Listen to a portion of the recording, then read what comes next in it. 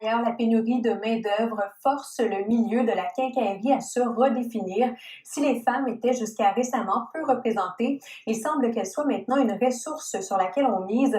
Nombreux sont les commerces qui parlent d'une augmentation de femmes dans les rayons ces dernières années.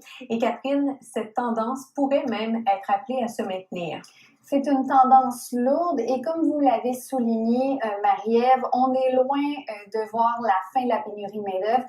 Actuellement, le taux de chômage est à 5,8 % en Mauricie, ce qui demeure très bas et les employeurs s'entendent pour dire qu'ils veulent une main-d'œuvre qualifiée, indépendamment du genre. Alexandra Carvajal-Séguin était la seule femme dans la section des matériaux lorsqu'elle a commencé il y a 12 ans.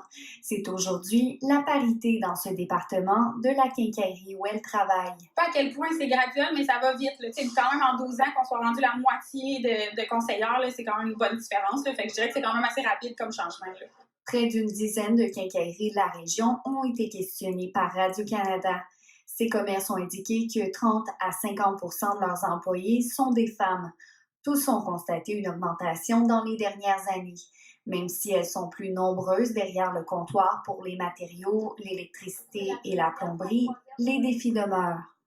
De plus en plus habitués, mais c'est sûr qu'au début, c'était pas toujours facile, là, surtout quand on est une fille jeune. Les clients qui viennent au comptoir, ben souvent, ils préfèrent se faire servir par un homme. Par contre, quand il n'y a pas d'homme dans le département puis qu'on est juste 3 femmes, ils n'ont comme pas le choix. Fait que c'est sûr que c'est motivant pour nous, là. L'Association québécoise de la quincaillerie et des matériaux de construction estime que les femmes représentent 35 % des commis conseils. Une situation relativement stable depuis 10 ans. Nos marchands veulent embaucher des femmes, mais comme on pourrait dire dans l'industrie agroalimentaire, pour faire de la crème, ça prend du lait. Or, sur 10 CV, il y en a en général 1 ou 2 qui proviennent de candidatures féminines. Les femmes constituent d'ailleurs désormais une grande partie de la clientèle. 70 % des clients sont des couples et 10 % des femmes seules. Beaucoup à faire d'autoconstruction, de mini-maisons, de maisons trailers.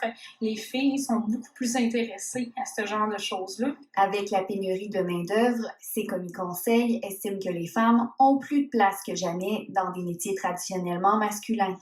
Ici Catherine Bouchard, Radio-Canada, Trois-Rivières. Vous avez une